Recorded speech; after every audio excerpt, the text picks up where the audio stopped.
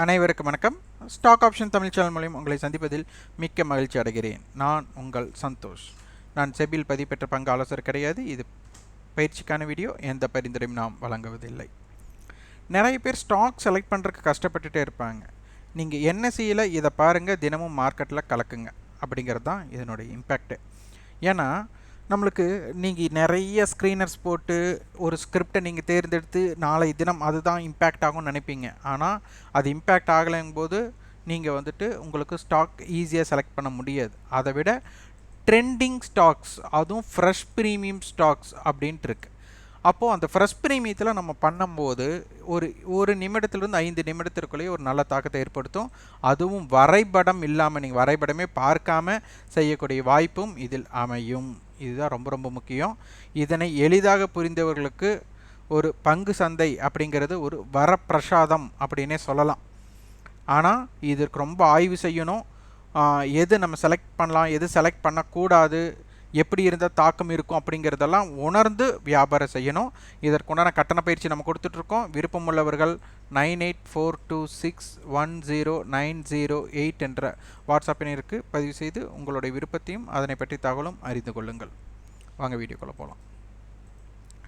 நிறைய பேர் miss out பண்ணுறது என்னன்னா இது தான். என்எஸ்சி வெப்சைட்டை எப்படியெல்லாம் பயன்படுத்தலாம் அப்படிங்கிறத தெரிந்து கொள்ளணும்.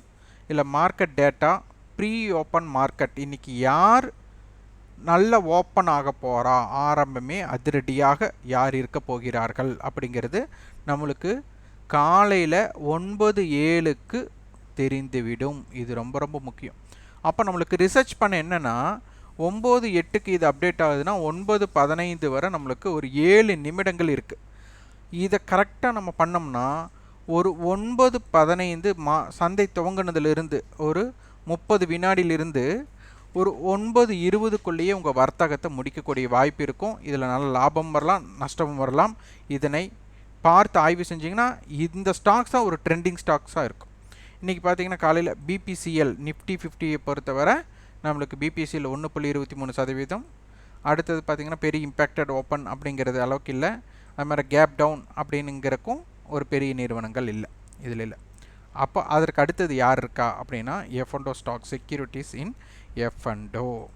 இதை கிளிக் பண்ணோம்னா நம்மளுக்கு உண்டானது இன்றைக்கி பார்த்திங்கன்னா டிக்ஸான் நம்மளுக்கு 1.29%. பிபிசிஎல், அப்போ பிபிசிஎலும் டிக்ஸான் எப்படி இருந்திருக்கு அப்படிங்கிறத பார்க்கலாம். டிக்ஸான்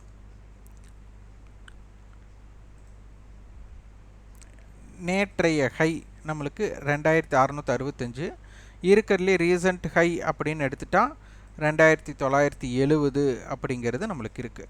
அப்போ இன்றைக்கி ஆரம்பம் 2950, நேற்று ஹை பார்த்திங்கன்னா 2965 போனதுக்கப்புறம் கூட க்ளோசிங் 2912க்கு கொடுத்துருக்குறாங்க. லோவில் க்ளோஸ் ஆகிருக்கு. லோ 2905 லோ நம்மளுக்கு 2912 க்ளோஸ் ஆகிருக்கு. இன்றைக்கி ஆரம்பம் பார்த்திங்கன்னா நேற்றைய ஹைக்கு அருகாமையில் ஆயிருக்கு. அப்போ என்ன நடந்திருக்கிறார்கள் அப்படிங்கிறத பார்க்கணும். டெரிவேட்டிவ்ஸில் இன்றைக்கி சந்தை எவ்வளோ இறக்கம் அடைந்தாலும் இவங்க நகரவே இல்லை. 3000 கால், நேற்றைய க்ளோஸ் 53 ரூபாய், இன்றைக்கி 110. அப்போ என்ன ஆகுதுன்னா இரட்டிப்பு, ஒரு மடங்கு ரிட்டர்ன் கொடுத்துருக்கு. காலையில் லோ 54.50. அப்போ நம்ம வியாபாரம் பண்ணக்கூடிய வாய்ப்பெல்லாம் இருந்திருக்கலாம். அப்போ லோவிலிருந்து ஒரு ரிஸ்க் ரிவார்டு அப்படின்னு எடுத்திருந்தா நீங்கள் இது ஒரு 60 ரூபாயிலையோ 70 ரூபாயிலையோ 80 ரூபாய் வரை நீங்கள் எடுத்திருக்க முடியும். அதற்கு மேலாம் கொஞ்சம் கடினம். அப்போ 60 ரூபாய்க்கு எடுத்திருந்தா 6 ரூபாய் ஸ்டாப் லாஸாக இருந்திருக்கும். 70 ரூபாய்க்கு எடுத்திருந்தா 16 ரூபா ஸ்டாப் லாஸாக இருக்கும். 80 ரூபாய்க்கு எடுத்திருந்தா உங்களுக்கு 25 ரூபா ஸ்டாப் லாஸாக இருந்திருக்கும். அப்போ இந்த ஸ்டாப் லாஸுக்கு ரிவார்டு நீங்கள் 80 ரூபாய்க்கு எடுத்திருந்தால் 110 கொடுத்தாலும் 30 ரூபா கரெக்டாக ஹையில் கொடுக்க முடியாது. அதனால் எங்கே வேணாலும் கொடுத்துருக்கலாம். அப்போ ரிவார்டு, ரிஸ்க் ரிவார்டு ரேஷியோக்கு 1:1, 1:2 அப்படிங்கிறக்கும் ஒரு வாய்ப்புகள் இருந்துள்ளது அப்படிங்கிறத புரிந்து கொண்டு நீங்கள் இதில் பண்ணணும். இது கரெக்டாக இந்த இடத்துல எப்படி எடுக்கலாம் அப்படிங்கிறதுக்கு நீங்கள் தான் ஆய்வு செய்ய வேண்டும். அடுத்து இதனுடைய லெவல்ஸ், ரேஞ்ச் என்ன இருக்க போகுது.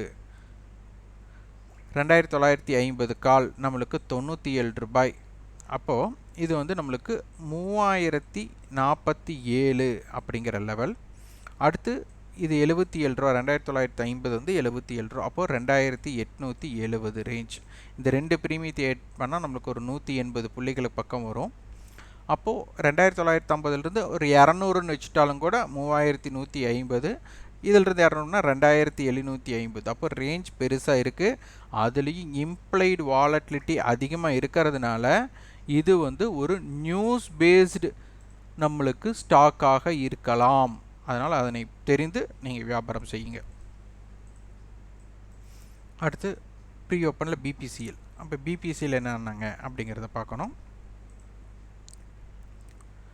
பிபிசிஎல் பார்த்தீங்கன்னா ரீசன்ட் ஹை ஒரு பெரிய இம்பேக்டடில் நம்மளுக்கு இல்லை.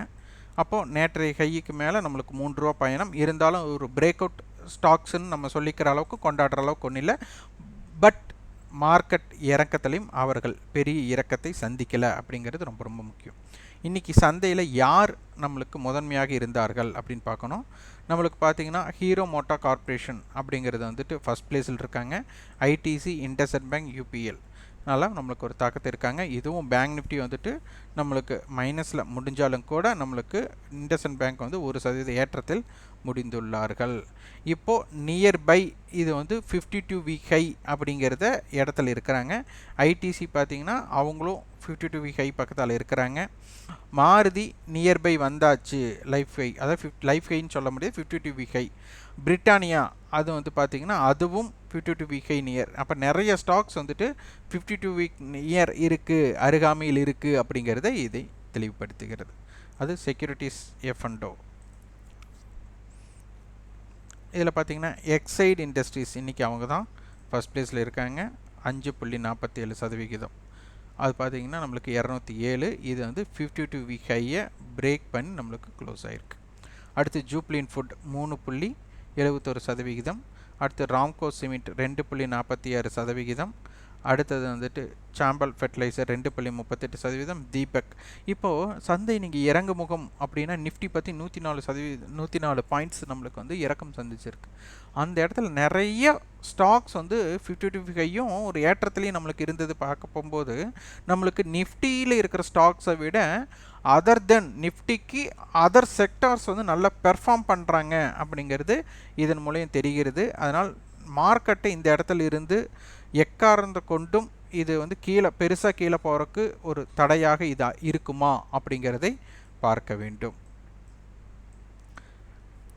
இன்றைக்கி எல்ஐசி ஹவுசிங் பார்த்திங்கன்னா 6% இறக்கம், ஒபரட்டி பார்த்திங்கன்னா 6%, ஜிண்டால் ஸ்டீல் 6%, பிவிஆர் பார்த்திங்கன்னா 4%, ஐடியா 4%, ஆராஃபார்மா பார்த்திங்கன்னா 3%. இது நிறையா நிறுவனங்கள் நம்மளுக்கு வீக்காகவும் இருக்கிறது. அடுத்தது நம்மளுக்கு வேல்யூம் பேஸ்டு ஸ்டாக்ஸ் பார்க்கணும். அதுக்கப்புறம் டெரிவேட்டிவ் மார்க்கெட்டில் ஸ்டாக் ஃபியூச்சர்ஸில் என்னென்ன நிறுவனங்கள் அதிகமாக வர்த்தகமாக இருக்குது. ஸ்டாக் ஃபியூச்சர்ஸில் பார்த்திங்கன்னா அதிகமான வர்த்தகம் ஐசிசி பேங்க் ஆகிருக்கு, ஹெச்டிஎஃப்சி பேங்க், ஜூப்ளின் ஃபுட், எஸ்பிஐன், Reliance, Infosys, LIC housing, Kotak bank, IndusInd bank, Bharti Airtel, ITC, bank of Baroda ஆகிருக்காங்க. இதே ஆப்ஷனில் என்ன ஆயிருக்கு அப்படிங்கிறதை பார்க்க வேண்டும். ஸ்டாக் ஆப்ஷன்ஸ் இந்த ஸ்ட்ரைக் ரிலையன்ஸோட 2500 கால் அதிகமான வர்த்தகம், 2460 கால், பாரதி ஏர்டெலோட 800 கால். அப்போ 800 கால் ரெசிஸ்டன்ஸ் 6 வாங்கும்போது 806 நல்ல ரெசிஸ்டன்ஸாக இருக்கக்கூடிய வாய்ப்பு இருக்குது. ஜூப்ளின் ஃபுட் 480 கால் 14 ரூபாய், அப்போ 494. ஹீரோ மோட்டார் கார்பரேஷன் 2800 கால், இது 9 ரூபாய் இருக்கிறாங்க, 2809 நல்ல ரெசிஸ்டன்ஸாக இருக்கலாம். அடுத்து ஸ்டேட் பேங்க் 590 கால் 11 ரூபா லாஸ்ட் ட்ரேடிங் ப்ரைஸ், அப்போது 601. ஸ்டேட் பேங்க்கோட 600 கால் அப்படிங்கும்போது 7 ரூபா, 607. ரிலையன்ஸோட 2480 கால் 11 ரூபா, அப்போ 2491. பேங்க் ஆஃப் பரோடா 190 கால் 2 ரூபா 15 பைசா, அப்போ 192.15. இந்த மாதிரி நம்ம ரிஸ்க், அதாவது ரெசிஸ்டன்ஸ் அண்ட் சப்போர்ட்ஸை ஈஸியாக எடுத்துக்கலாம். இந்த ஸ்ட்ரைக் அதிகமாக ஒர்க் அவுட் ஆகும்போது, அதிகமாக ட்ரேட் ஆகும்போது இந்த ஸ்ட்ரைக் ரொம்ப ஆக்டிவாக இருக்க போது இதனை பேஸ் பண்ணி தான் நீங்கள் அதிகமான சந்தையோட ரேஞ்சை தெரிந்து கொள்ள முடியும். இவ்வாறு தான் நீங்கள் ஒரு ஸ்டாக் செலக்ட் பண்ணணும். அது ப்ரீ ஓப்பன் மார்க்கெட்டை பிடிச்சிட்டிங்கன்னா ரொம்ப ரொம்ப எளிமையாக இருக்கும். இந்த வீடியோ உங்களுக்கு பயனுள்ளதாக இருந்தால் லைக் பண்ணுங்கள், ஷேர் பண்ணுங்கள், சப்ஸ்கிரைப் பண்ணுங்கள். கண்டிப்பாக உங்களுக்கு ஃபீட்பேக் கமெண்ட் பாக்ஸில் பதிவு பண்ணுங்கள். நன்றி, வணக்கம்.